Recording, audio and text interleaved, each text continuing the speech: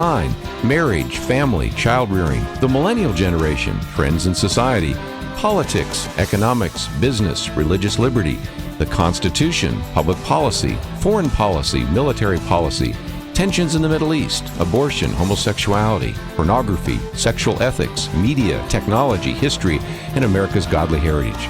We talk about anything that affects your faith, your family, or your freedom. So don't go anywhere, because Point of View starts right now.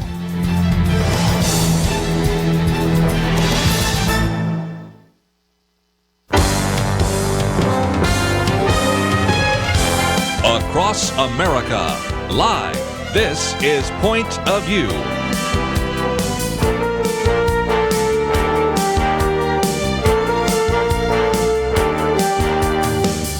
And now, Kerby Anderson. Thank you for joining me today. We're going to talk about lots of different things, and so stay tuned, because if we're on a topic that is of interest to you, it will be winding down to another one, or if that topic is only mildly interesting to you, we might get to one in just a few minutes that will be one that you want to call in and make comments about. So we're going to cover lots of topics today. We'll do our best in the next 2 hours to help educate you about lots of issues, and you may remember, if you listen to this program on a pretty regular basis, that a while back we had Dale Hanson Bourke on with us as we talked about a series of her books, The Skeptic's Guide to Global Poverty, for example, as well as the Israeli-Palestinian conflict, one on immigration. And more recently, she posted something on how millennial evangelicals see the Israeli-Palestinian conflict differently. If you receive my commentary, know that I did a commentary on this piece, but I thought it would be good to hear from her directly, because if you've had some conversations over the last couple of months about what has been happening in Israel, and certainly the battle between the Israeli government and Hamas has been a very significant issue that we have talked about on this program, you've also noticed that sometimes people react differently to this, and I thought this piece was very helpful. We have posted it in our articles section, and of course, once again, we have posted some of her books in our Point of View library. The one, Israeli-Palestinian Conflict, Tough Questions, Direct Answers, is in our Point of View library at the moment, and you can get it from our bookstore. And so we certainly want to encourage your thoughtful questions in just a few minutes as we open up the phones. Dale Hanson Bourke, as you may know, is the president of PDI, a marketing and communication strategy firm. Many of us remember from the days in which she served as a publisher of Religion News Service, and most importantly, the editor of Today's Christian Woman, holds a Master's of Business Administration from the University of Maryland. Dale, always great to have you on the program. Thanks so much for having me back.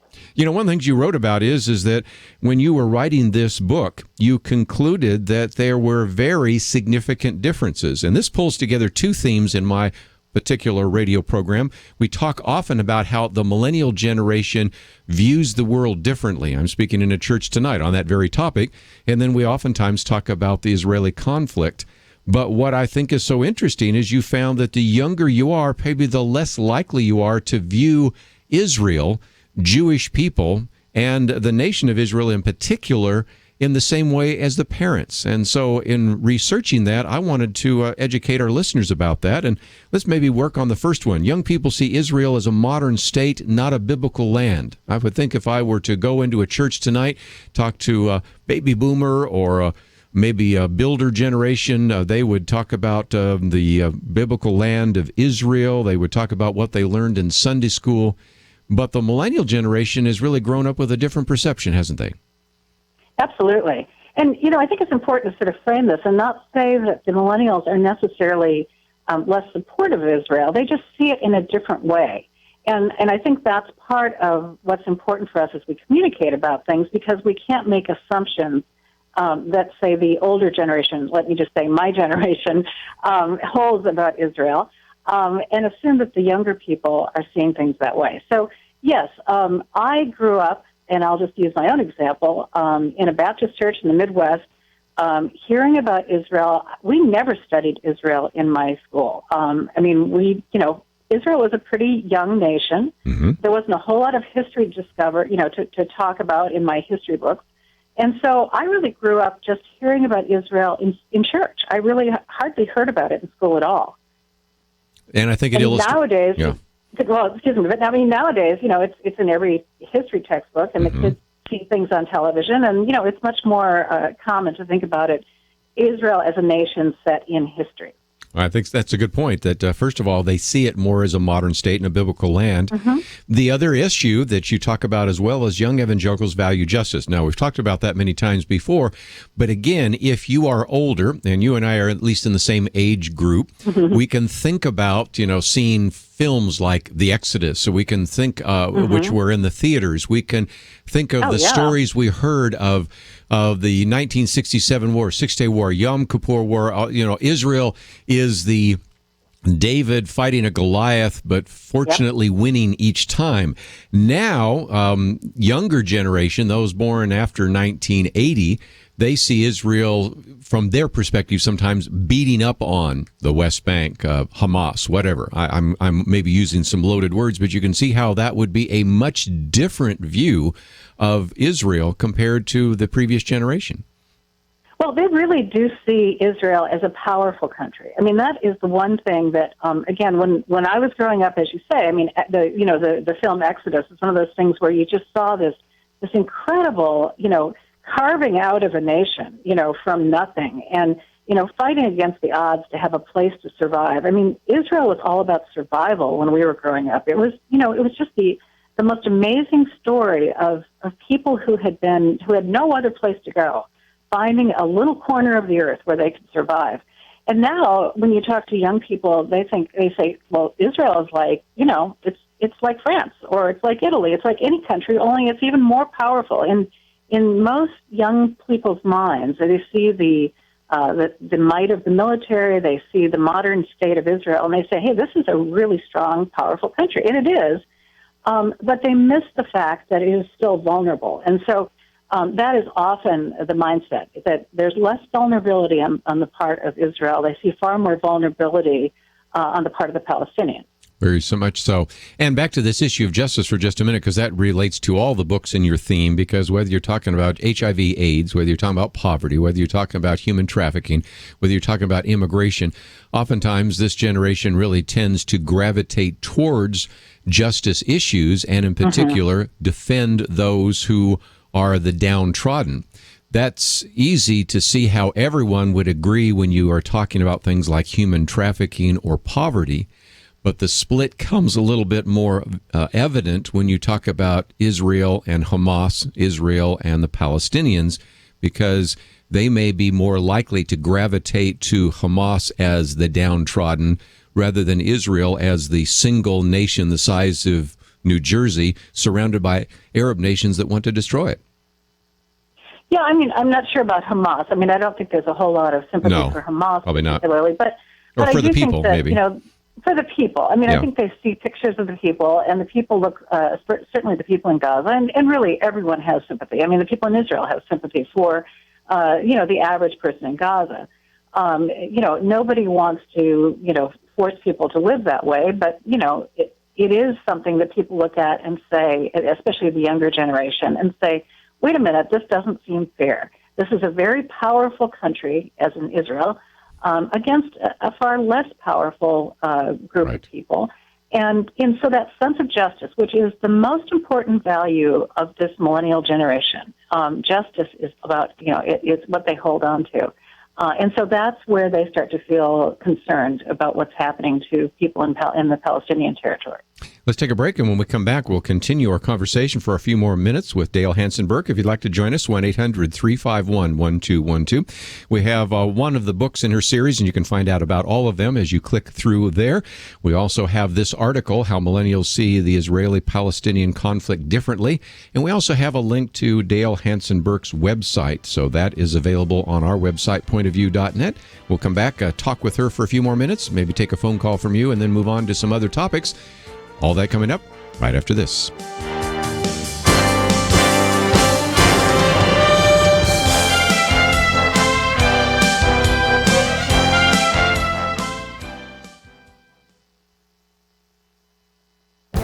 The Point of View Commentary with Kerby Anderson. You know, many pastors avoid dealing with controversial issues. That certainly is not the case with Chip Ingram. His sermons and books go to the hot-button issues of our day with his biblical convictions and his biblical compassion. His latest book is a good example of this. Culture Shock, a biblical response to today's most divisive issues, takes on a variety of topics ranging from abortion to the environment, but the major focus of his book is human sexuality. When he was on my radio program, he spent most of his time talking about human sexuality, cohabitation, and homosexuality. Teen sexual activity rose from about 5 to 10% in the 1950s to 70 to 80% today. 50% of all women under 30 cohabit prior to marriage. As a pastor, he has lived in Santa Cruz, California, and now in the San Jose area, where large segments of the population are gay and lesbian. He has also seen the way some Christians have poorly treated people who define themselves as homosexual. With conviction and compassion, he takes on the various presuppositions of the homosexual community. I was born gay. This is who I am, and homosexuality is normal and natural. He calls for us to balance both conviction and compassion. He says, quote, we must treat homosexuality as we do other temptations and sins. We need to be forthright and truthful as we present the truth of the Scriptures, but we also should do that with humility and compassion, not a sense of condemnation or superiority, unquote. On the other hand, he says that we should be willing to reach out. Quote, most of those in the gay community have never met a kind, non-judgmental Christian who had the courage to share God's love and plan of forgiveness and eternal life, unquote. I applaud Chip Ingram for addressing so many of the divisive and controversial issues in our society, and I'm grateful that his book and small group program provide light where there is often just heat. I'm Kerby Anderson, and that's my point of view.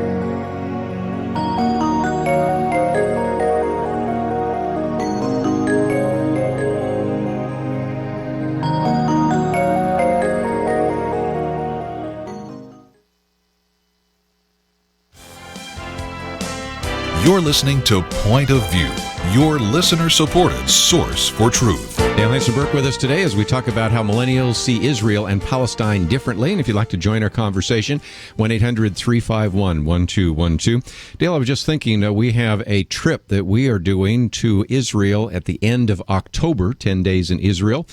It seems to me that that would be a great opportunity for some of our listeners to see this face to face. I've seen even in your most recent blog, you talk about the fact that it's real clear when you have all the categories in your head, but then you meet the people and you get more confused, don't you?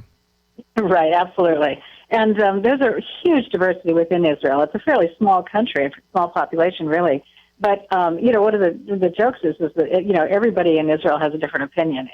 And they're very happy to discuss it. So it's always interesting just to sit in a cafe in anywhere in Israel and listen to the different points of view. Well, we're going to give people an opportunity to do that. Now, we've had some people that couldn't come because of scheduling, or a few that maybe are fearful. I don't think there's any reason we shouldn't go to Israel right now. So I just might mention in passing that in addition to Dale Hanson's book on the left-hand side, we also on the right-hand side have an opportunity for you if you would like to join our trip. It was full for a while, and now we've had one or two drop off. So there is an opportunity. If you or your family would like to come with us and go to some of these very important spots in Israel, we would love to have you come, and you can click on that button and find out a little bit more. Let's take some phone calls along the way. I'll get into some of the other points in your article, but we'll head out first to California. George, what would you like to share with us today? I'm neither Jewish nor Arab, and I thought of something objectively now. You hear on the news that Russia is supplying the rebels in Ukraine, and everybody's criticizing that. But hear no mention of all the arms that the United States provides to Israel that are used to kill women, children, unarmed civilians. I mean, isn't America a war criminal? Don't they have a hand in all that? And I hear no one mentioning this.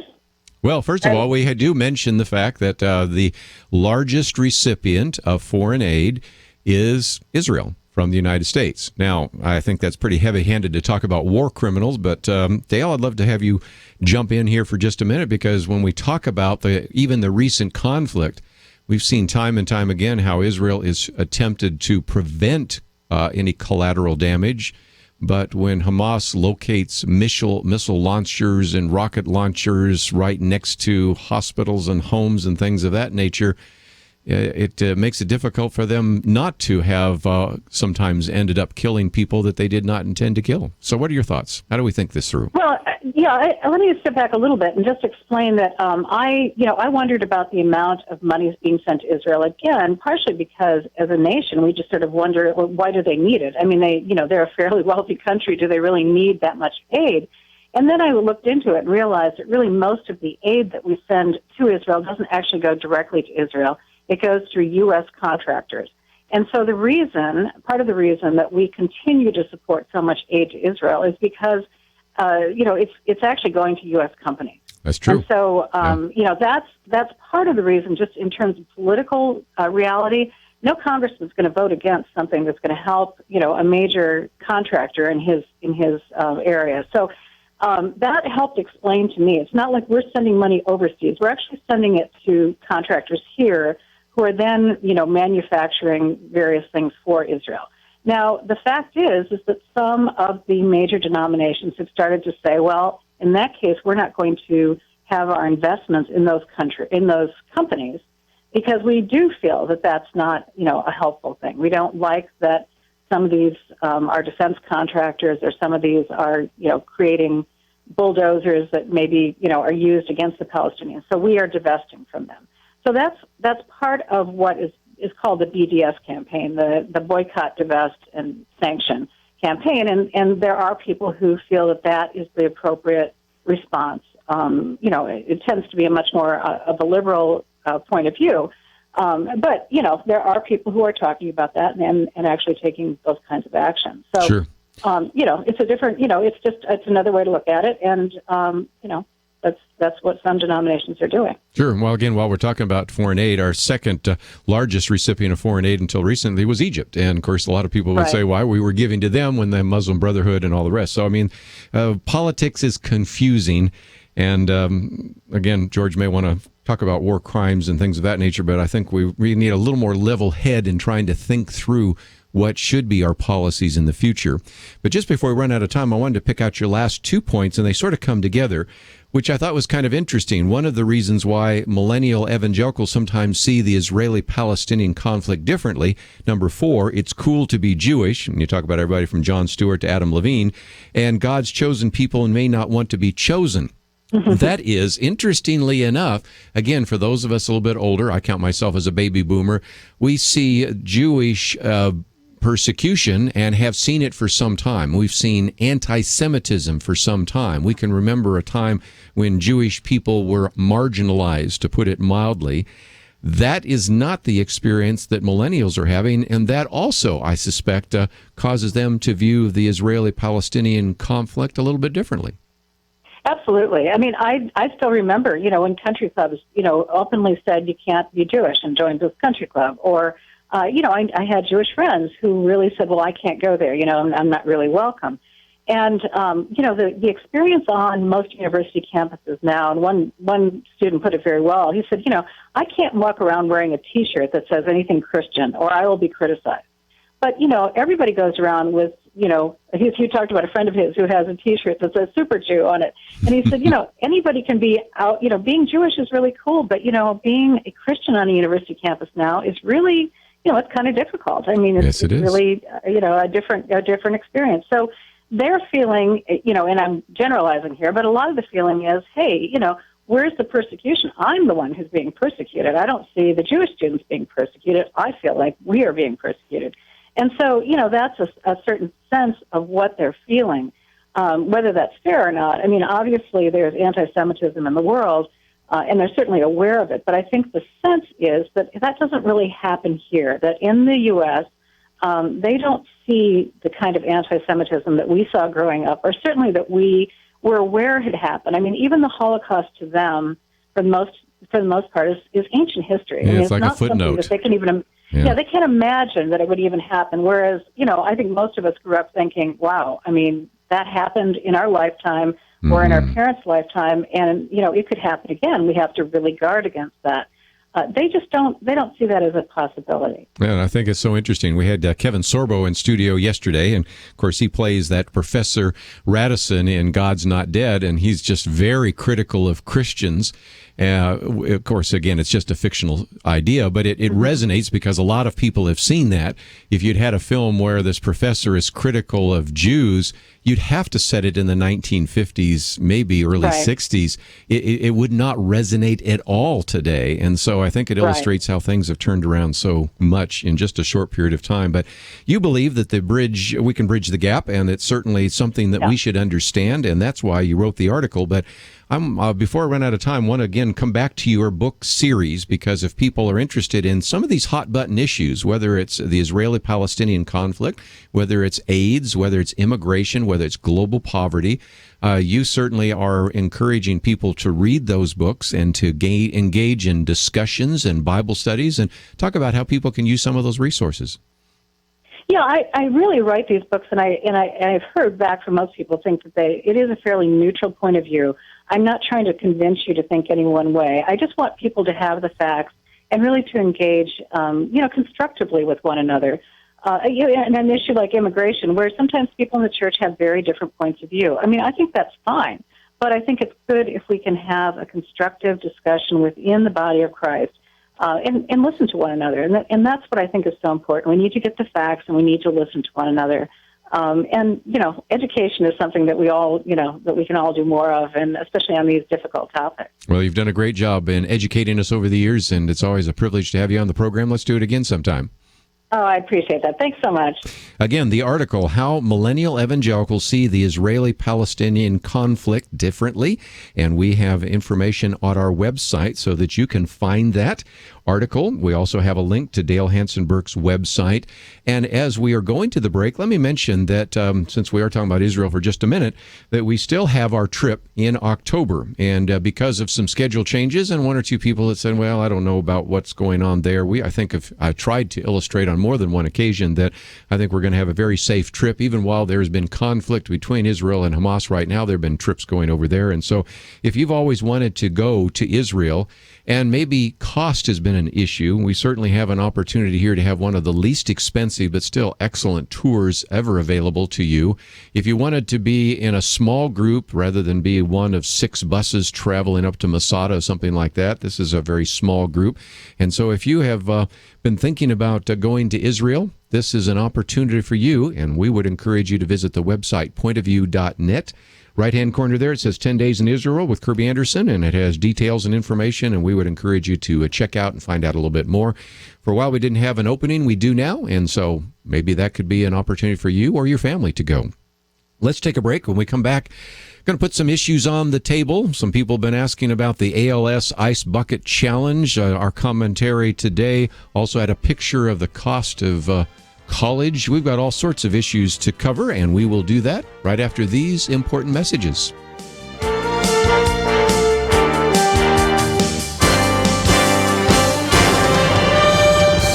You are listening to Point of View.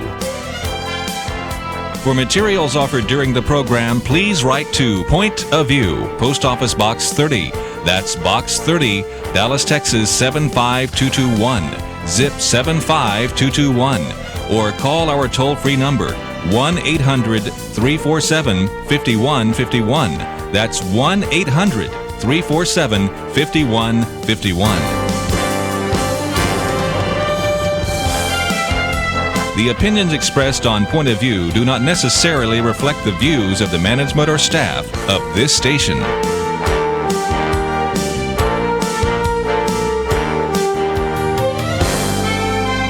Point of View will continue after this.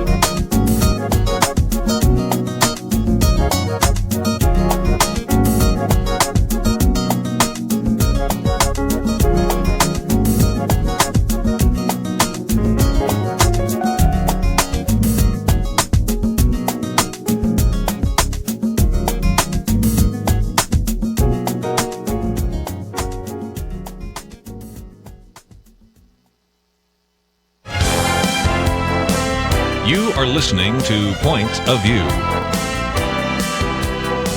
The opinions expressed on Point of View do not necessarily reflect the views of the management or staff of this station. And now, here again is Kerby Anderson. I'd like to join our conversation. I'd love to get some opinion from you as we talk about the ALS Ice Bucket Challenge. I wasn't going to cover that till maybe Friday. We were going to cover it last Friday, never got around to it. I thought I might cover it this Friday, but it began to be very obvious to me that, first of all, a number of people don't even know what we're talking about, and then some that do and maybe have participated don't know some of the moral questions surrounding it. So I thought I'd put that on the table here for just a minute to talk about and get some of your feedback. When we talk about ALS, we're talking about amyotrophic lateral sclerosis, which is a disease that affects at least 30,000 people each year. And it is oftentimes referred to as Lou Gehrig's disease because it's a progressive neurodegenerative disease. It affects various cells and nerve cells in the brain and body. Just a horrible disease. We all certainly recognize that. And for those of you that have been on social media, you've seen probably, I would dare say the word ad nauseum now, the number of ice bucket challenges out there. But I recognize that some people have never seen those before. I was talking to somebody the other day and said, what are you talking about? And again, the bottom line very quickly is this began to be a viral kind of activity where you can either send money to ALS, and they have seen a remarkable amount of money sent to ALS, or you can dump an ice bucket on you, and many people do both. Okay, so far so good. The issue is that there have been some very significant questions raised about that, and let me add the disclaimer right now. I'm not here to judge you, not here to condemn anybody. If you've engaged in the Ice Bucket Challenge, good for you. If you sent money to ALS, good for you. That's fine.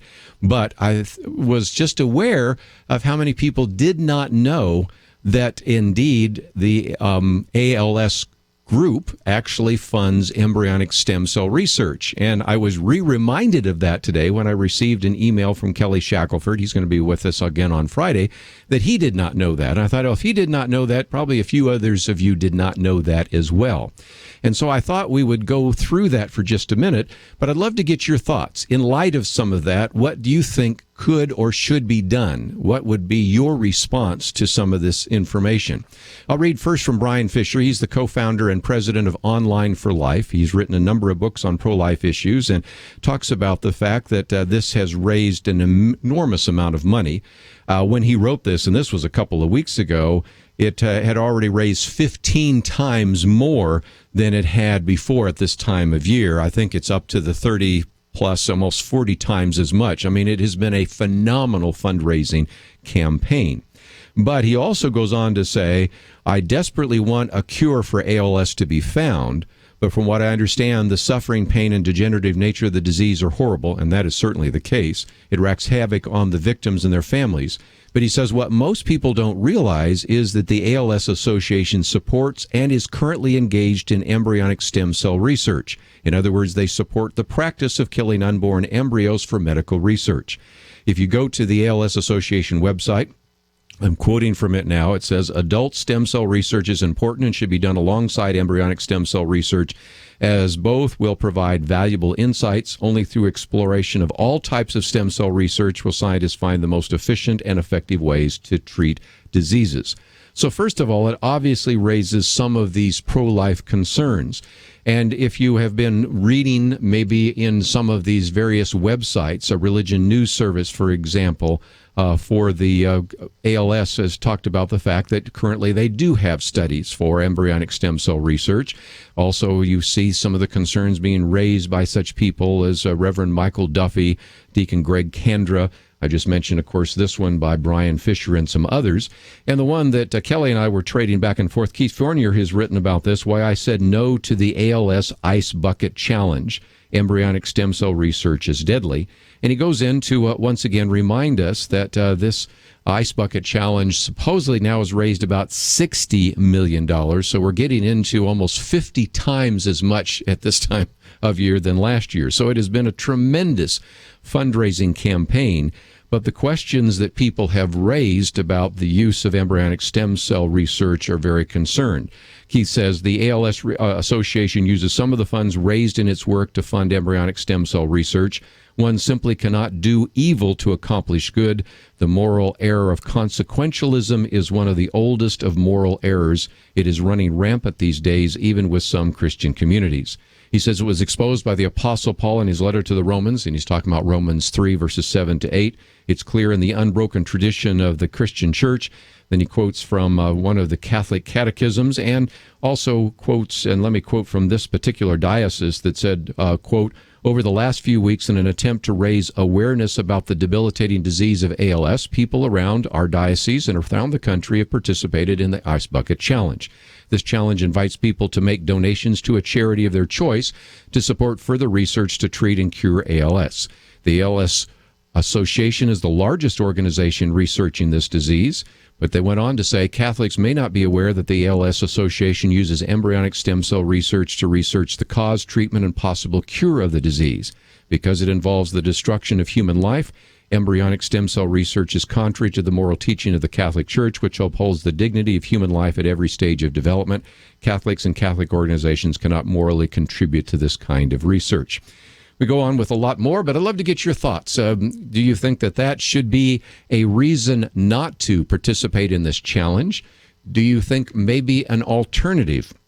As you might have imagined with my visibility, I've been challenged to do that as well, and I have not chosen to do so, but I'm quite willing to write a check to any pro-life organization. I do not know of one doing research in that area, but certainly I will support any pregnancy resource center. Perhaps that is an alternative for you to support your local pregnancy resource center or to consider what you might do. There, of course, been some other challenges that people have raised as well. One is just the fact that we're dumping all this water on everybody, and as one commentator in Washington said, this is quite frankly an insult to the parts of the world that have little or no drinking water readily available. It is especially poor taste this summer, with much of the western and southwestern United States dealing with one of the worst droughts in decades. There are even D.C. area residents that have been instructed to boil their water this week due to unsafe conditions. I think that's why Matt Damon used toilet water for his ice bucket challenge, so that was one of them. Another question that has been raised is how much money really goes to research, and if you've looked at the pie charts, I've posted some of that on my Facebook page, you recognize that not as much of the dollars that individuals are sending to ALS Association right now are going to research. To be perfectly blunt, I looked at some of the salaries of some of the officials. Some of those individuals pay more in taxes than I make in income.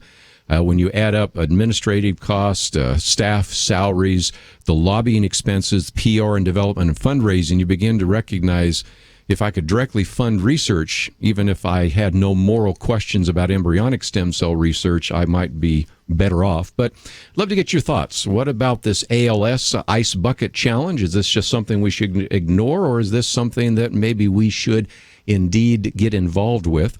And just before we go to the break, for those of you that maybe are new to this program, you might say, well, what's the concern about embryonic stem cell research? And I think it raises some of the same moral questions as abortion. That is, we have, as an embryo is developing, stem cells.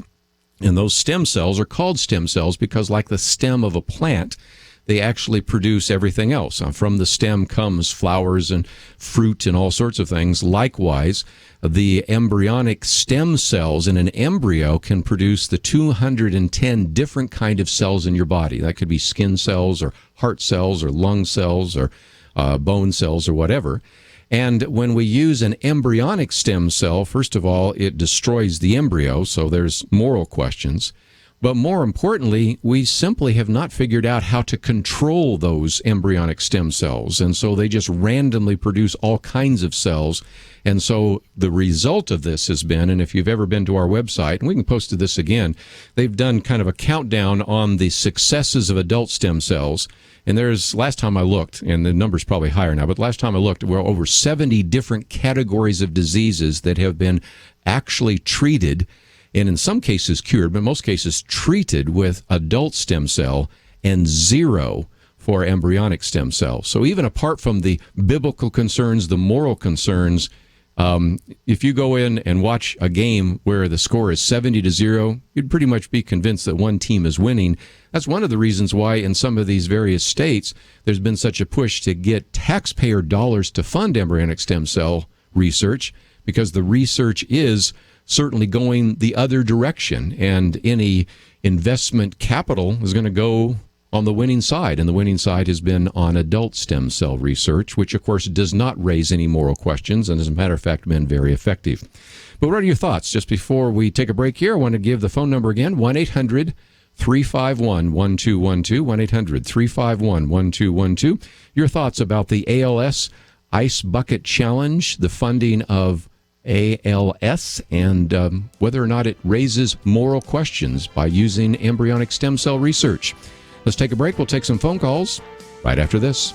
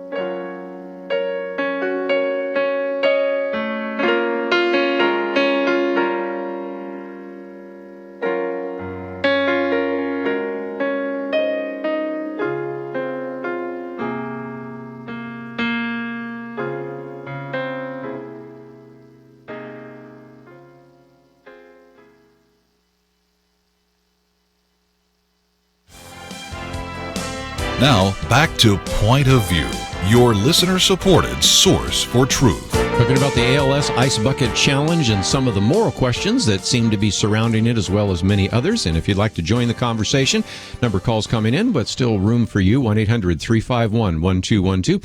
Let's go first to South Carolina. Natalie, thank you for calling today. Or Natalia, excuse me. Sorry. What would you like to share with us today? I'm actually really glad that you guys brought up this point, because as I've been listening to the radio the past couple of weeks or now months that this has been going on, I'm wondering why it hadn't been discussed. My husband, actually, the local fire departments in South Carolina started this months ago, and the way that I hadn't even heard of the ALS Bucket Challenge, but they were doing it just to get, it was a charity of your choice. So he donated to MUSC Children's Services, and it was just like a choice. He still donated the full amount, but and I had told him, I was like, I don't really agree with that, because I feel like our nation as a whole, including Christians, have turned to sheep, and we don't lead people to Christ. We follow away from Christ. And this is a good example that we can't, as Christians, I feel like we're responsible to know where our money is going. And if I can give $100 to feed someone or give clothes to someone homeless, it doesn't have to be a charity. It doesn't have to be ALS. But more importantly, I shouldn't be told to do it by society. I shouldn't be pressured into giving just because everybody else is giving on Facebook or Instagram, or wherever else people are posting. It should be, as human nature, humanity should come inside us, and we should want to give. We shouldn't have to wait until we're like blind sheep being led into it. Yeah, you raised another issue which I didn't put on the table, and I'm glad you brought it up, and that is, the scriptures say that God loves a cheerful giver, not a compulsive giver or a compulsed giver, however you want to say that. I'm obviously trying to use the same C word to give you an idea of the pressure. And there is sort of okay, I dump water on me, you need to dump water on you, and I gave and you need to give. And there's a little bit of group dynamics, which I think is positive. I have no problem with that, even within the church. Sometimes we say, how many want to support this new building that the church is going to build, and we all get behind it. But again, there is a little bit of a compulsion, and that probably is another issue that you've raised. But I think just the moral issue as well. One of the reasons I think people didn't raise it is I think some people thought this would be a flash in the pan. This would be just a phenomenon that would exist. And I even thought about bringing it up a couple of weeks ago, and then I thought of bringing it up Friday, and we just didn't quite get to it. But I thought I'll bring it up today when I have an individual who is as well read as Kelly Shackelford saying to me in an email and sending me this article saying, I did not know they funded embryonic stem cell research. I thought, well, if he doesn't know, there's a lot of other listeners that probably don't know. And if that makes a difference in whether or not you participate, I wanted at least to get that information out. So I'm glad you joined us today here on Point of View. All right. Thank you so much. Let's take some more phone calls. We'll move our way down as quickly as we can. In the state of Texas, Robbie, what would you say about the ALS Ice Bucket Challenge and the issue of embryonic stem cell research? Well, in my opinion, that if any life has to be given in order for the stem cell research to take place, I would not be in favor of that. Whether it's an adult or, in this case, probably the stem cells coming from a child in a womb or whatever, I don't agree with that at all. But also, if they do use those, then there are other ways to give your money. I don't know how many people are familiar with Steve Gleason, who played football for the New Orleans Saints. Yes. Who suffers from ALS. Mm-hmm. He has a foundation, and if you don't want to give it directly to ALS, I'm sure his foundation would be more than happy to take your donation. Very good. Yes. Yeah, he's become kind of a spokesperson for that. Go ahead. Yes, he has. And I didn't catch who you said made the comment about the wasting of water. Oh, that one came from a Washington contributor. That was actually, I've got to go find that reference there real quickly, but it was just one of those, and it was actually a liberal group, so I didn't really get into trying to tell you that, but that was another comment that somebody had made. I was just trying to, I think the major one is embryonic stem cell research, but then some others have, and you can do some quick Google searches to find those. Raised question about wasting water, which was one of them. Another one was about how much money really goes to research and how much goes to just propping up the ALS Association. So just do a quick Google search, or you can go to my own Facebook page. I think I've posted enough there. One little last thing. Sure. If they're concerned about using the water, then do it in the bathtub and it'll get recycled. Or do it over some plants as you're going to water in the first place. Yeah. Right. Yeah, good point. If somebody from Washington's complaining, I don't want to hear it, because we're in how many trillions of dollars of debt of wasted money? Yes. Well said. Robbie, great call. Call again. We'd love to hear from you. Let's see if we can real quickly here. I want to get to one more call real quickly before we run out of time here. So we'll go to Georgia, listening on the Good News Network. William, think you'll be the last call for this hour. We'll have some more calls maybe in the second hour when we get into some other topics. But what would you like to say? Yeah, Kerby, I was really glad you brought this up today. I brought it up. I got challenged a week or so ago by my own son, and I had to respectfully decline to be able to participate in the challenge. I think any time that we can speak up for life, we need to speak up for life. We need to really protect those around us that are the most vulnerable. And I think as Christians and as human beings in general, we should always stand up for life. Anytime there's life that's going to be taken away, we need to stand up. I've been a medical professional for over 20 years, and I've worked with patients with ALS before and MS and different diseases like that. I know what it can do to a body. My own wife has suffered from a neuromuscular disease where she was completely paralyzed and gasping for every breath, but I know our family, my wife, our family would never want research to be done, even for a cure for her, that would have caused the death of unborn children. That's so anytime right. we can stand up for life, we need to stand up for life. Well, and you went into the medical profession to save life, not to take life, right? Amen. Amen. Well, I appreciate your service in the medical field, and thank you for calling in today. And I hope I could be an encouragement to the decision that you made, and maybe we can encourage some others to think through their decision. There are so many worthy organizations that are pro-life organizations, and so let me encourage you maybe to support your local pregnancy resource center, maybe support CareNet, whatever it might be. We just gave a couple of other ideas for possible individuals that you might want to support or foundations that you might want to support.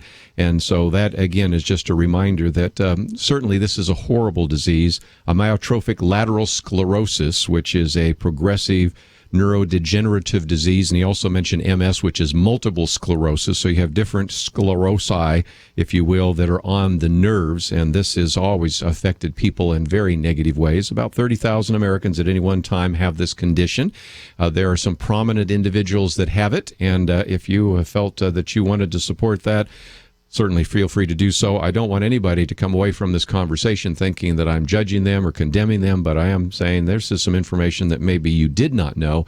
And if you did not, one of the things we do here on Point of View so often is to try to educate you about those issues. And so we can post some more about that on our website, but I think you have enough information now to make an intelligent decision.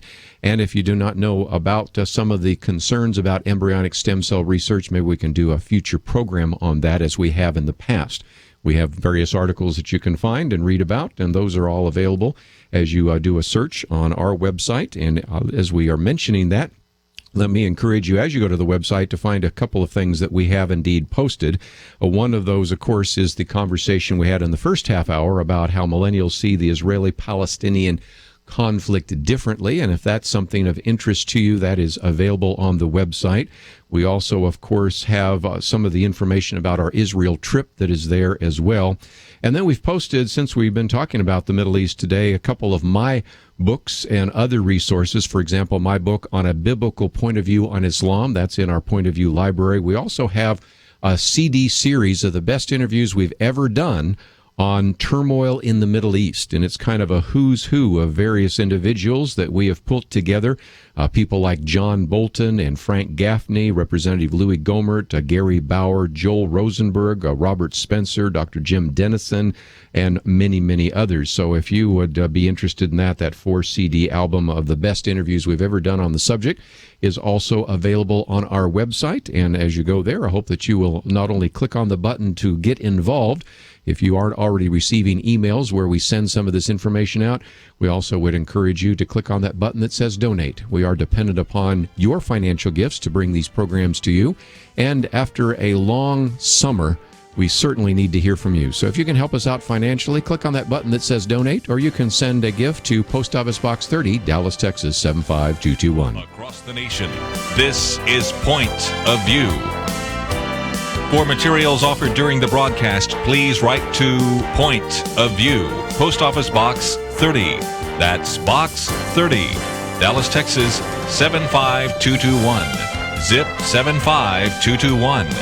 Or call our toll-free number, 1-800-347-5151. Point of View will continue after this Point of View is produced by Point of View Ministries and is supported by your generous tax-deductible contributions. I just thank God for y'all. I listen to you every day, truly. I wanted to thank y'all for everything you do each day to inform Christian families and our community about the things we can do, and just the way you're so informative. I listen to you daily and love you guys and appreciate you so much. God bless you, Kerby, for keeping this show so on track and for the decades of wonderful help to this nation that Point of View has been. We're all big fans of your work, and we pray that God will just prosper it.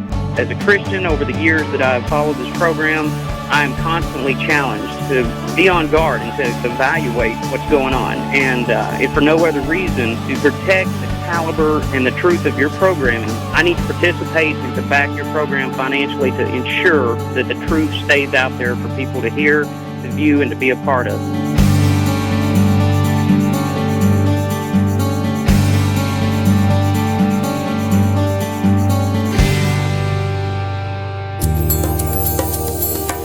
This is Point of View Radio.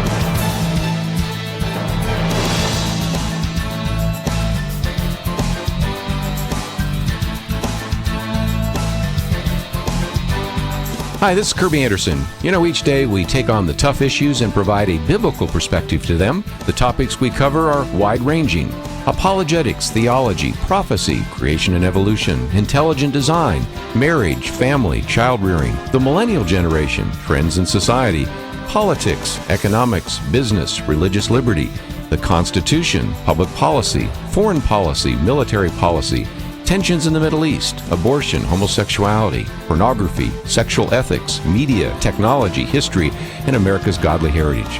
We talk about anything that affects your faith, your family, or your freedom. So don't go anywhere, because Point of View continues right now.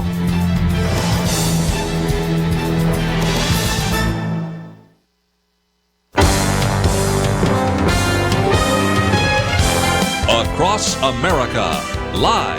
This is Point of View.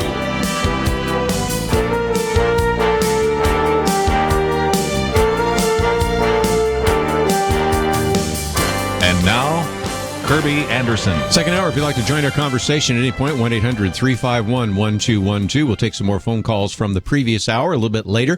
Matter of fact, this last half hour, we will have kind of an open line on all sorts of topics we've already addressed. But I wanted to put one more on the table. This has been a day in which we've pulled some various articles that I've seen that I think you need to know about. And this particular one is how Black Americans will be hurt by Obama amnesty. It is not surprising that one of our articles that we've posted here is the Obama administration right now pursuing climate rules without Congress. So the president has made it very clear that he can't seem to get along with Congress, or Congress can't seem to get along with him. I'll leave that to you to figure out who's who. But the bottom line is, he says, I have a pen and a phone, so I can take care of some of those issues. And he's already moving ahead with some of these climate rules, which I think are also going to affect a lot of people. But also there have been some talk about the president granting what effectively would be amnesty. And so our friends at Project 21 have actually written about this, and I wanted to bring to the microphone Joe Hicks, who is a member of the Project 21 Black Leadership Network. He's also the Vice President of Community Advocates. We'll talk more about that in just a minute, because that's a privately funded Los Angeles-based political think tank. He is a commentator. He hosts the Hicks File, the Minority Report programs. In the past, he hosted the Joe Hicks Show in Los Angeles, and he has in the past served in various governmental functions as well. 3 years as a member of the Board of Governors for the California State Bar, and lots of other things we can talk about. Joe Hicks, thank you for joining us today here on Point of View. Good to be with you today. Well, again, I love to have somebody that knows how to do radio and understands some of these issues. But let's talk about this for a minute, because if indeed the president grants amnesty, whether it's limited or extensive, we are in a situation right now in the African-American community where you have higher than average unemployment. Teen unemployment seems to be at a record high. Those concerns seem to me to suggest that granting amnesty would hurt those law-abiding Americans who are in this country right now, and it would disproportionately, I think, affect those in the black community. But what have you found? Well, that's exactly what, not just what Project 21 has found, but almost everyone who's done responsible research and studies of this issue nationally have concluded exactly that. Unfortunately, all too many black workers are lodged somewhere in the entry level of the job market, which means they find themselves in competition for those jobs for illegal immigrants. And because illegal immigrants often come from places, Guatemala, Salvador, Honduras, Mexico, where often the wages are shamelessly low. And they come here legally, and they don't care much about, our wage laws, our, minimum wage laws, our OSHA standards, hourly, standards, how long you can work before you get overtime. Those are usually disregarded as they compete and outcompete and will work off the books for cash under the table, all sorts of things. And they've effectively displaced entry-level black labor in almost every major black city where they have, in fact, settled. So now we've got Obama, who's shown somewhat of a disregard for the rule of law and the Constitution.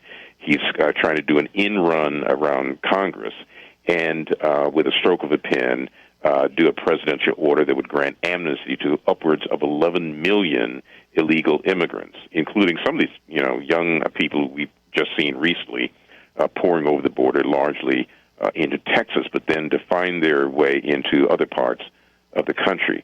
This does not bode well for people who struggled and suffered through this last recession, and now in many cases still find themselves without work and now looking into the marketplace and are effectively muscled out of that marketplace by people who outcompete them, undercut their wages, and prevent them from attaining any kind of job. It's really disastrous. I might just mention for people that want to read a little bit more, this particular article we've posted here, which is done by Project 21, actually quotes from a variety of different sources. And if you were looking for something to post on your Facebook page, you wanted some facts and figures and a letter to editor or something like that, it is available on our website, How Black Americans Will Be Hurt by the Obama Amnesty. And one of the things I thought was sort of interesting, Joe Hicks, is that when you think of illegal migration to this country, whether it's legal, illegal, whatever, you assume that a lot of people come here, they're going to work in construction, they're going to work in agriculture. While that is true, I was unaware until I saw some of these research studies that show that still a fair amount of that migration tends towards the major metropolitan areas and to areas where they are in direct competition to African American populations, where oftentimes they tend to be more concentrated in particular areas. The impact, the negative impact on Black Americans would be greater than probably any other ethnic group. Well, it's true. The patterns of immigration have been studied, long studied, in fact, in terms of how immigrants come here. And again, we have to separate out, because I don't want to give the impression to your listeners that I'm anti-immigrant. Often people who are in favor of just open up the borders, letting people here, claim that people like me are anti-immigrant, and that also comes with some sort of racialized stigma that we're bigots and we dislike people from Mexico, or we know that kind of slanderous attempt by the open borders lobby, basically. But responsible study of immigration patterns have shown that people who come here illegally generally cross the border and they hunker down in mostly border regions, Arizona, Texas, California, and then they begin to look around and figure out, okay, what else is available, because they sort of cause a glut on the market for labor at that level in those entry-level kind of cities. But then they venture forth, and generally they do tend to settle later on in major metropolitan parts of the country: New York City, New Orleans, Houston, Dallas, Chicago. Chicago has a very sizable Latino community that is now larger. This may shock some people. The Spanish-speaking community in Chicago is, as we speak, larger than the Black community in Chicago. Isn't that amazing? But places like San Francisco, San Jose, California, Los Angeles, where I'm speaking to you from. But not only that, they displace people. We often think of, they go to major cities. We kind of get that, and that does. And clearly, in most major cities, where we have the urban population of Black Americans that tend to gather in large urban areas of American cities. But now let's also then move our thinking a bit and think about the other kind of industries where Blacks once did dominate those kind of entry-level markets. Hotels all around the nation. The people that used to take your bags into the hotel, would clean your beds, would come in and clean the rooms, are now almost exclusively the domain of Latino illegal labor. Wow. Let's take the poultry producing parts of the country, places like Arkansas. Now we move into rural parts of America. The catfish and fish processing plants in Alabama and Mississippi. Guess who are now dominating those industries as well, that once were, back in the 70s, a place where a Black worker with low skills, lack of education, maybe not a high school diploma, could go employ him or herself and gain some kind of income for himself and whatever family he or she may or may not have had. So it's a very interesting picture of these patterns of the settling of migrants in the country. We'll be right back.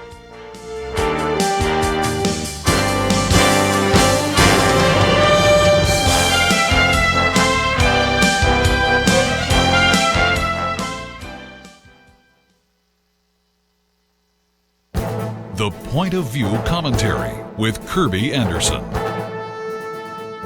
You know, many pastors avoid dealing with controversial issues. That certainly is not the case with Chip Ingram. His sermons and books go to the hot-button issues of our day with his biblical convictions and his biblical compassion. His latest book is a good example of this. Culture Shock, a biblical response to today's most divisive issues, takes on a variety of topics ranging from abortion to the environment, but the major focus of his book is human sexuality. When he was on my radio program, he spent most of his time talking about human sexuality, cohabitation, and homosexuality. Teen sexual activity rose from about 5 to 10% in the 1950s to 70 to 80% today. 50% of all women under 30 cohabit prior to marriage. As a pastor, he has lived in Santa Cruz, California, and now in the San Jose area, where large segments of the population are gay and lesbian. He has also seen the way some Christians have poorly treated people who define themselves as homosexual. With conviction and compassion, he takes on the various presuppositions of the homosexual community. I was born gay. This is who I am, and homosexuality is normal and natural. He calls for us to balance both conviction and compassion. He says, quote, "We must treat homosexuality as we do other temptations and sins. We need to be forthright and truthful as we present the truth of the Scriptures, but we also should do that with humility and compassion, not a sense of condemnation or superiority," unquote. On the other hand, he says that we should be willing to reach out. Quote, "Most of those in the gay community have never met a kind, non-judgmental Christian who had the courage to share God's love and plan of forgiveness and eternal life," unquote. I applaud Chip Ingram for addressing so many of the divisive and controversial issues in our society, and I'm grateful that his book and small group program provide light where there is often just heat. I'm Kerby Anderson, and that's my point of view.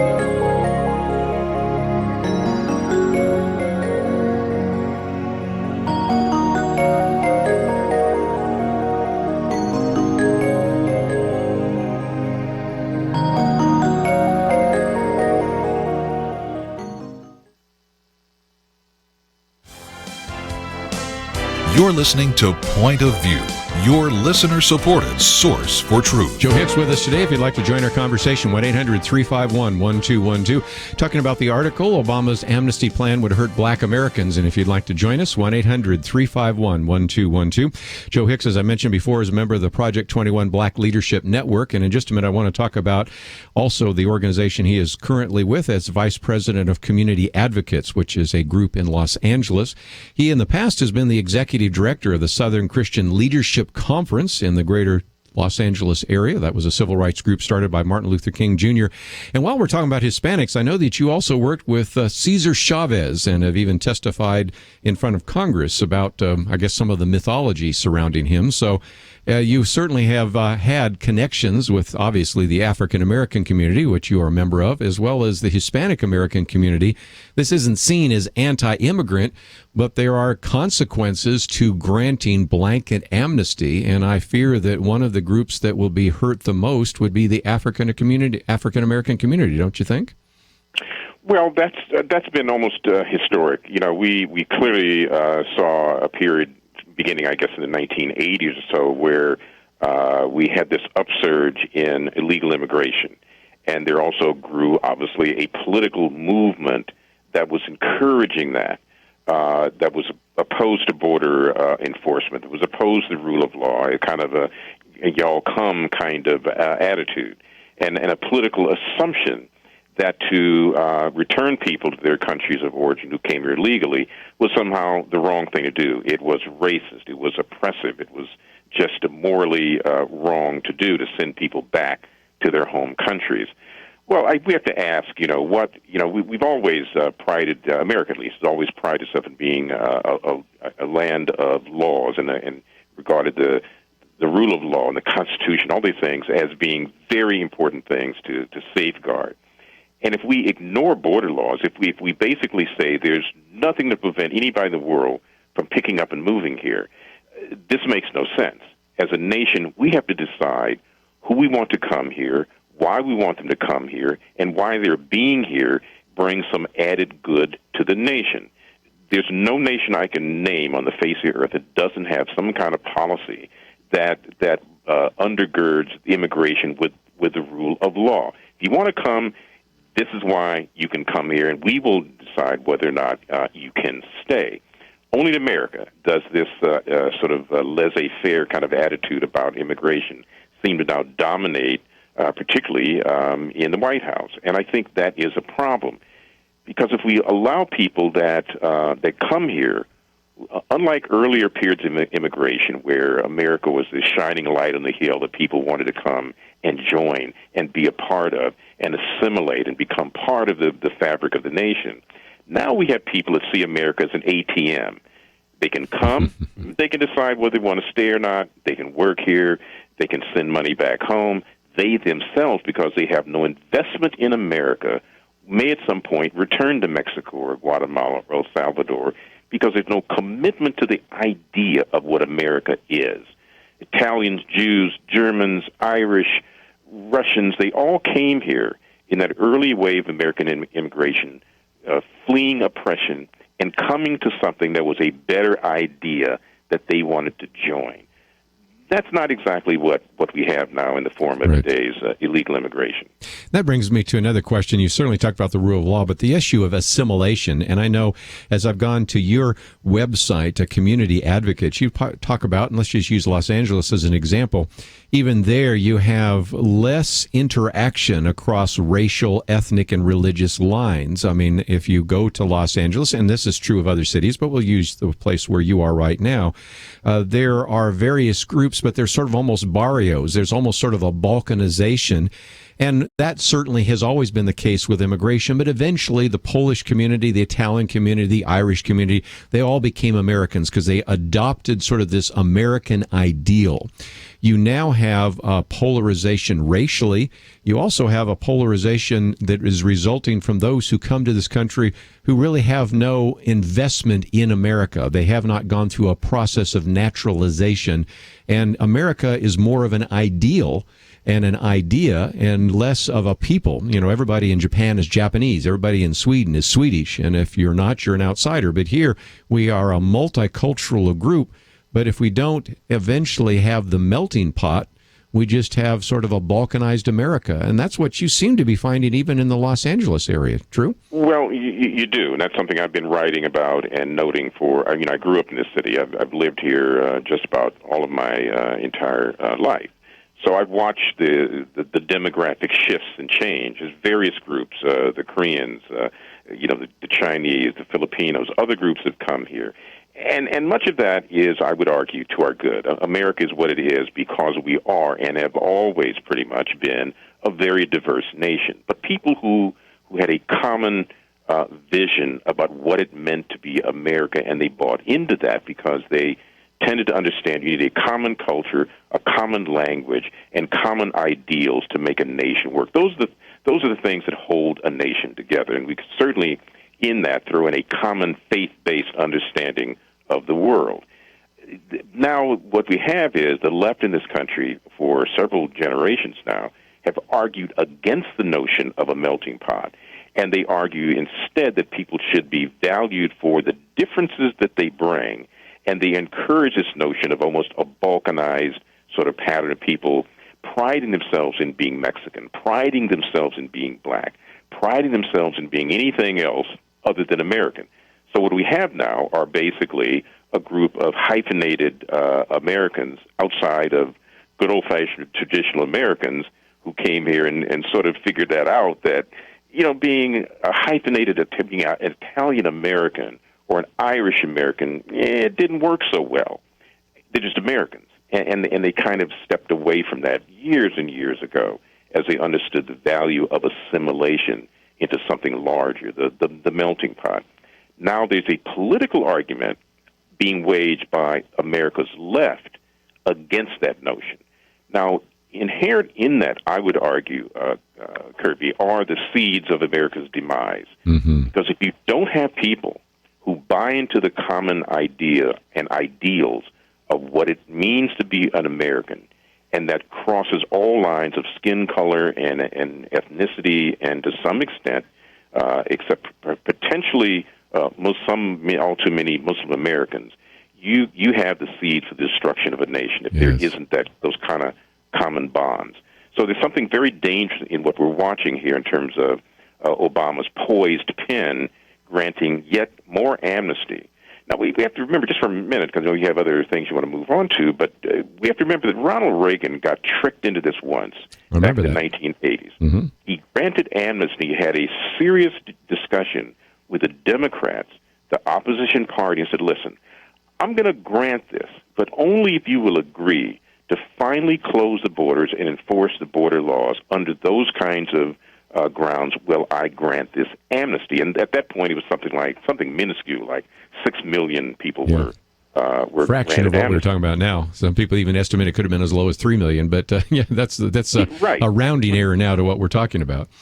But the point is that the Democrats, of course, Ronnie, they said, just sign it. And he did, despite his trepidations. And, of course, he was bamboozled by the Democrats. They had no intention of doing any of that. So those people granted amnesty. We go back to square one. And a new batch of people now are looking across the border going, well, hey, if I slide into home base across the border, I'm home free because, my relatives are now legal citizens because the president signed the amnesty. So all it does, every time you do amnesty, you encourage a new round of illegal immigration on the part of people who will evade the laws and come here. And also what that does, just so listeners understand, there are people in Mexico and all parts of Central America who try to come here legally. They want to do it the right way. They stand in line, they pay money, they wait years to get the proper papers to come here legally because they want to be what you and I are just talking about. They want to be Americans, and they're willing to endure that wait to come here. But it's like when you're in grammar school, and you're waiting in line to get your milk at lunchtime, and some bully cuts in line in front of you. Well, it didn't make anybody feel very good when that happened. And that's what's going on now with legal immigration. These people are cutting into line and ignoring the fact that some of their own countrymen are patiently waiting to become Americans. It's really a travesty. Yeah. We need to take a break. Can I keep you just a little bit longer?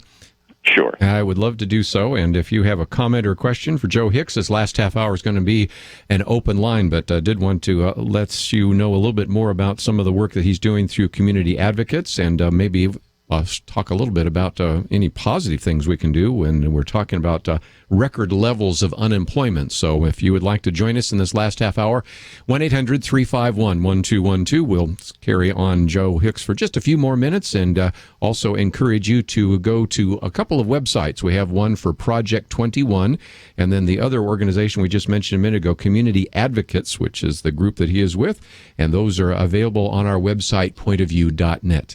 But last half hour, anything on the table that you would like to talk about? I have much more to address, and we will do that, and also encourage your phone calls. 1-800-351-1212. We'll continue our conversation with Joe Hicks, and then with you right after this.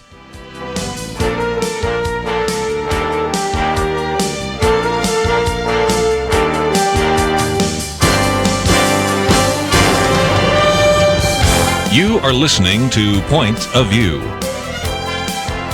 For materials offered during the program, please write to Point of View, Post Office Box 30. That's Box 30, Dallas, Texas 75221, zip 75221. Or call our toll-free number, 1-800-347-5151. That's 1-800-347-5151. The opinions expressed on Point of View do not necessarily reflect the views of the management or staff of this station.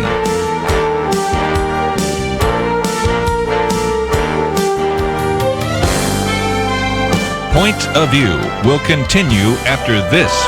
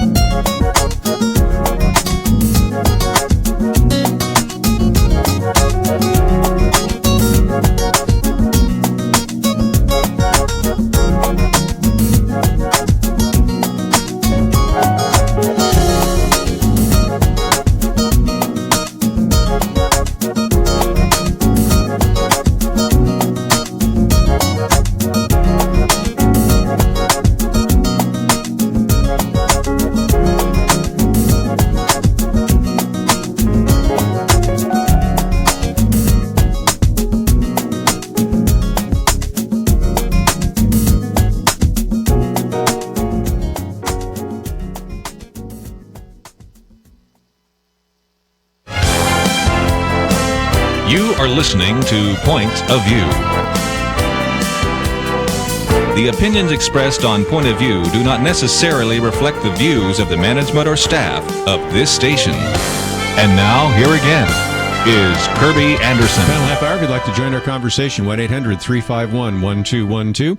Again, we'd love to hear from you, 1-800-351-1212. An open line. We'll take your calls on just about any of the issues we've talked about, and there have been many in the last hour and a half. We'll get to some of your phone calls in just a minute, but if you start calling in, we'll get to those quickly. Joe Hicks has been with us. He is a member of Project 21 Black Leadership Network, also Vice President of Community Advocates. And, we've been talking, Joe, about a possible policy that could have devastating impact on the African-American community. But recently we've had Jason Riley on his book talking about Please Stop Helping Us, How Liberals Make It Harder for Blacks to Succeed. We don't have to talk about hypothetical policies. He talks about things like minimum wage, the opposition to school choice, and a variety of other policies that are already in effect that are hurting the African-American community. So it seems to me that if we really want success in the black community, some of the policies coming out of Washington, D.C. or out of Sacramento, California aren't really helping the black community at all. They're actually hurting them. Yeah, Jason's a good man, and I've got his book, and I've done some stuff with him over the years. He's one of those voices I always really respect, and he's exactly on point. The problem, so we have this almost dual threat. We've got the president claiming he's going to grant amnesty, which he undoubtedly will. But on the other hand, there's another dual problem. You've got black leadership that is addressed and directing itself at all the wrong kinds of things. Instead of them arguing for the kind of policies that actually liberate black labor, they're so deeply entrenched on the Democratic Party's plantation that they can't orient themselves toward the right kind of things as leadership. And frankly, between you and I'm not sure there's any longer a need for such thing as black leadership. It's kind of anachronism. It's like, do white people have leaders? I mean, we have leaders. We need to have leaders in this country that look at and address the kinds of policies that communities need, all communities. But obviously, in a most striking way, is the disparities of unemployment and poverty in many black communities. But you got, the Jesse Jackson, Al Sharptons, et al., running around, lifting up rocks, looking for racism, when they should be talking about the things that Jason's talking about in his book. How do we repeal these ridiculous minimum wage laws that prevent, teenage black men from working or competing in the labor force? How do we, in fact, deal with the issue of skill acquisition for black workers so they can be more competitive? Right. So there are all sorts of things that black leadership, if there's such a need for them, could be doing. But instead, what do we see? They're in Ferguson, Missouri, marching down the street with their fists in the air, arguing about things that really are meaningless to the larger life of black workers in this country. Well, and let's take one more that I've written about, and Jason helped us with that one on what is happening in Silicon Valley, because before Jesse Jackson showed up in Ferguson, he was in Silicon Valley lecturing Google and all the other particular groups, Facebook and the rest, saying you haven't hired enough African-American computer programmers. And then Jason went back and said, if you look at the percentage of those who graduate in engineering or computers, and you look at the percentage of those in Silicon Valley working right now, it's about equal. And of course, what I get a kick out of is Jesse Jackson will say there's no racial diversity when one of the highest groups of racial involvement in Silicon Valley are Asian American or Indians or Bangladeshis and others. I consider that racial diversity. It may not be as much as he would want it to be, but it seems to me that when we look at that attempt to try to get more racial diversity at Silicon Valley, you need to go upstream, and we need to encourage more black men and women to go to good schools. Let's first of all give them good schools. Second of all, encourage them to major in engineering and computers, because that's the way to ultimately increase the percentage of those who work in those high-tech fields. Yeah, well, exactly. Instead of him up in the Silicon Valley lecturing extremely liberal, people running businesses in Silicon Valley. I mean, these are all liberal Democrats. So what's he lecturing them about? He should be down in urban centers at schools talking to kids, encouraging them to go into the STEM fields and to make sure that their grades are competitive so they can get in the right colleges and then work in those extremely lucrative and impressive fields. But no, that doesn't get in the headlines. What gets in the headlines, of course, is him going there with a chance that maybe Google will write him and his organization a nice big fat check. Shakedown. It's all about racial shakedowns, and now Al Sharpton is probably working that terrain even more effectively than Jackson, who's lost. It's like an old football player; he's kind of lost his step. So, I mean, it's become almost, they don't realize they become almost jokes. But yet there they are, and they still are the go-to people for much of the American media that wants to go to them and have said the kind of things that they expect black leadership, quote-unquote, to say. It's really pretty outrageous. Just before I let you go, and I have kept you a little bit longer than you planned, Community Advocates, we have a link to communityadvocates.inc or Inc., and it is a great opportunity for people to know a little bit more about your organization. You've talked about some of your writing, and it's cai-la.org, but it's really simple to just simply go to our website and click on that.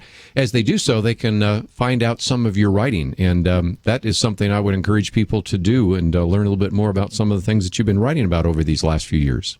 Yeah, I encourage people to take a look at that, get an idea about the sort of range of issues that I've been addressing over the years here with Community Advocates. Of course, before that, back in the days when I was still a good liberal Democrat, hard to remember those days almost. I was the head of the SCLC, and then, of course, I still revere Dr. King. I think he was one of America's great leaders. But the organization, by the time I became part of the national organization, had become what many of these other national civil rights organizations had become, just shells of their former selves, sort of living off the past glory of a once proud civil rights movement that did great things for the nation, but that can hardly be said of the current NAACP and others. But yeah, my writings, I mean, I've sort of looked at a wide range of things, including immigration and the economy and a whole host of things I would encourage people to take a look at. Well, again, we have links to both Project 21 and Community Advocates, and Joe Hicks, been great to have you on the program. Let's do it again sometime. Hey, good to be with you anytime. Yeah, great radio background as well as just a very articulate individual, and we have given you an opportunity to find out a little bit more about him, so please take the time to do so. Let's take some phone calls. We're all over the map here on calls, so it, as I said, is an open line, so if you want to pick up on one of the topics, Ice Bucket Challenge, the Millennials, and how they pursue and actually perceive the Israeli-Palestinian conflict, the African-American issue, or many other topics, all fair game. Let's go first to the state of Missouri. KWFC, Diana, thank you for joining us today. Yes, sir. Just thought an interesting point. I'm a nurse, and I've been working down in very southwest corner of Missouri for 8 years, and the Muslims are about 1/4 to 1/3 of the population in that period of time. Well, and again, there are two kinds of Muslims, or probably more than that, but at least two kinds, those who want to assimilate and those who do not. There are individuals that come here and they want to be part of the American experience. They came here as foreign exchange students. They came here on a visa. Maybe they came here legally, and they pursue the American dream. But the point you're making, and it's one that we were making just a minute ago with Joe Hicks, because he was talking about how, first of all, we were looking at immigrants that came from Latin America that oftentimes don't want to assimilate. But even more so, there's a strain within Islam that says, no, we're just going to establish our own Muslim community. It'll be a Muslim enclave. And that has certainly happened in France. It certainly happened in the UK. And I think what I hear you saying is it's happening right there in the Show Me state of Missouri. Yes, sir. Well, should be concerned about that. We welcome anybody to this country, but the welcome mat is for those who want to be Americans. As I've said before, America is an idea, the idea and the values, and that's why we encourage people, if they are going to be citizens, to go through a process of naturalization and learn our history and understand our values, and that, of course, is a concern that has surfaced in Europe and in the UK, that you have these Muslim enclaves where individuals come in here and they have no desire at all to be a part of the American experience. And Diana gives us one illustration of that. Let's take a break, but just before we do so, let me go to Jacob in Georgia. I think we can get your call in real quickly. Jacob, what would you like to share with us today? Hey, hi, Kerby. How you doing? Good. Good. What I would like to share is amen to everything the gentleman that just got off the radio. Amen to everything. And what I see within the majority of the black communities and the teachings in the black churches, that they sort of reinforce the rage that is within the average black person of the unforgiveness of slavery. Okay. I think we got a little bit about rage. We also got a lot of background noise, so I'm not sure we'll be able to carry that call on, but we'll see if we can clean it up. We'll be back right after this.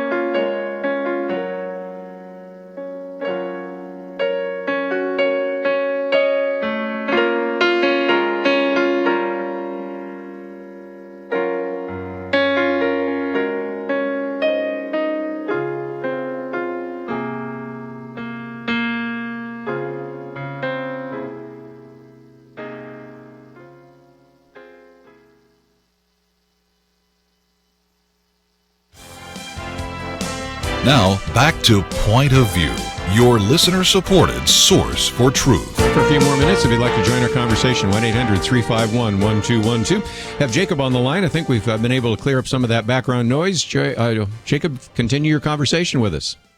Yeah, Kerby, I sent you a letter last week about the rage that I see in America and especially in the black community. And we're having major problems with our youth being able to try to discern what is really right and what's wrong, especially when we have now we have the President of the United States, Eric Holden, to come out and they make statements to the black community that we are black too. And I think this is really sending the wrong signal to black America, is that when one white man kills a black person, then everybody notices it. But 9,000 blacks are killed by blacks each year in America, and they are being murdered daily. And I feel it's time for black America, and especially the pastors and preachers, to come out and speak against this, because that child that got shot by a drive-by shooting, or that Saturday night boy that got murdered, right? Chicago. I think that they're just as important as that child that the white police officer killed. Mm-hmm.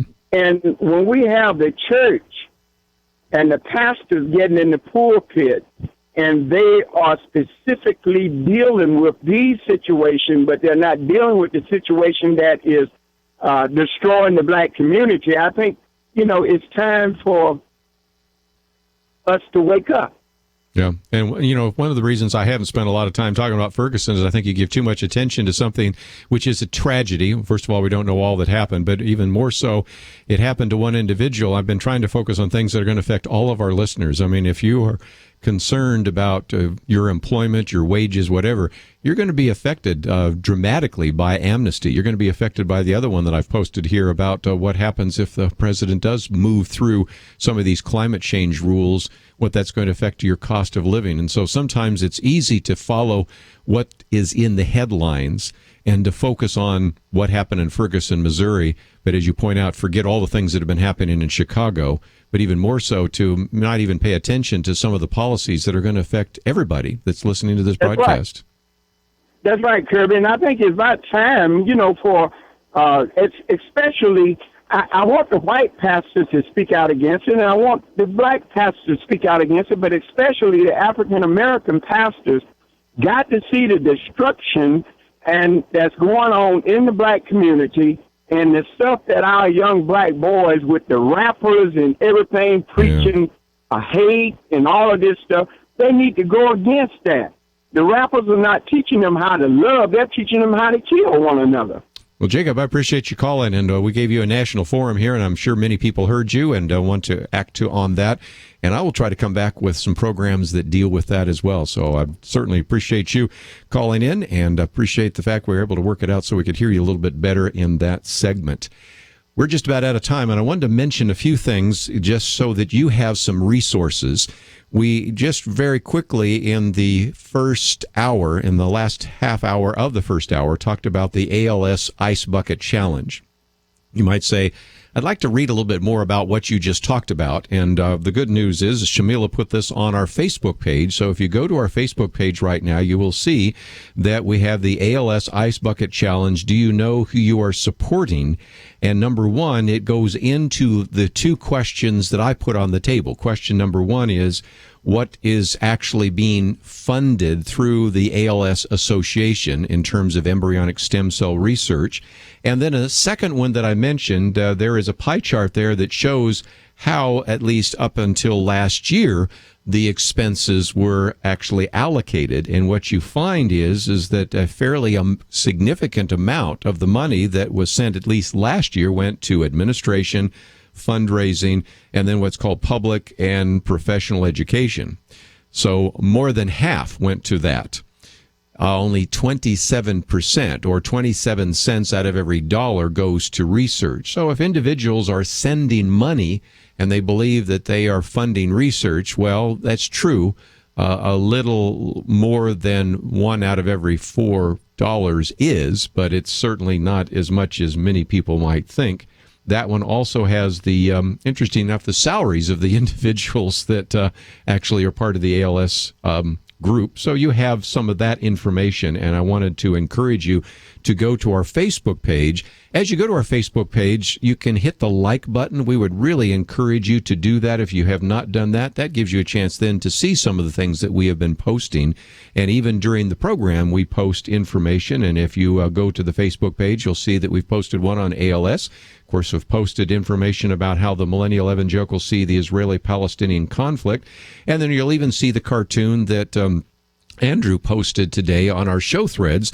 That is the one where, as kids are going off to college, I love it. It has young college-bound student saying, "First day of college, time to check my Facebook," while the mother is looking at her checkbook saying, "And time to face my checkbook," because as we've said before, the cost of education has gone up dramatically. And my commentary on July 30th just simply shows that one report estimates that the average college graduate when he or she graduates, will be responsible for repaying $33,000 in student loans.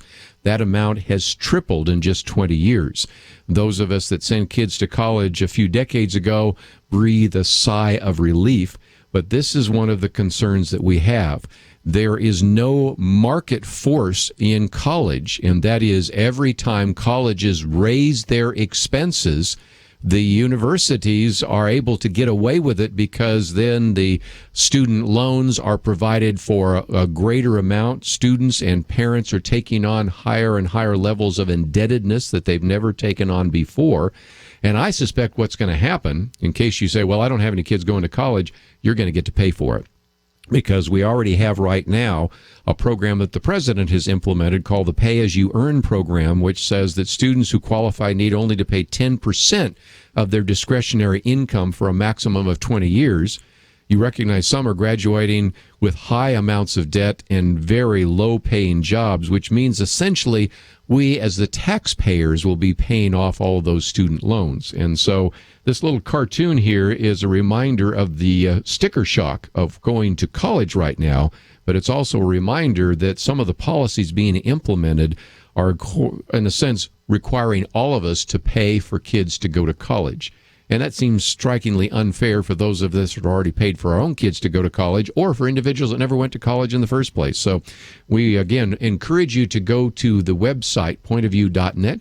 Click on that button that says Facebook, and please, if you could, like us on Facebook. You can also click on the button there that says Twitter, because we would really encourage you to follow on our Twitter post, and that is simply at PointOfViewRTS. And, of course, you can subscribe for my daily commentary. You can listen live by going to the website, and there are just some great opportunities for you to connect up with us. We recognize more and more that even though we do a 2-hour radio broadcast, more and more of our communication will take place through the internet and through social media. So if you are an individual that is at least somewhat connected through Facebook or Twitter or other venues, that's a great way for you to follow us. Also, if you would like to listen to the program again, of course, you can click on the podcast button. And if you'd like to watch it at any point, we have our own YouTube channel. So we would encourage you to go to the YouTube channel, and it's youtube.com/user/pointofviewtube, or simply, again, go to our link that we have there so that you can watch the interviews that we are doing. Tomorrow, for example, we have June Hunt in studio. Yesterday, we had Kevin Sorbo in studio. So not only can you hear the broadcast, you can watch it as well, and we really encourage you to take the time to support what we are doing through social media. And finally, I'd also encourage you to support us financially. We are not only developing a radio ministry, but a full media ministry, and your financial support allows us to do those things. So please go to our website, pointofview.net, and if you can click on that button that says donate, that would be a way in which you could help us out financially as well. I want to thank Andrew and Catherine and Chris for their help behind the scenes. We'll see you back here tomorrow.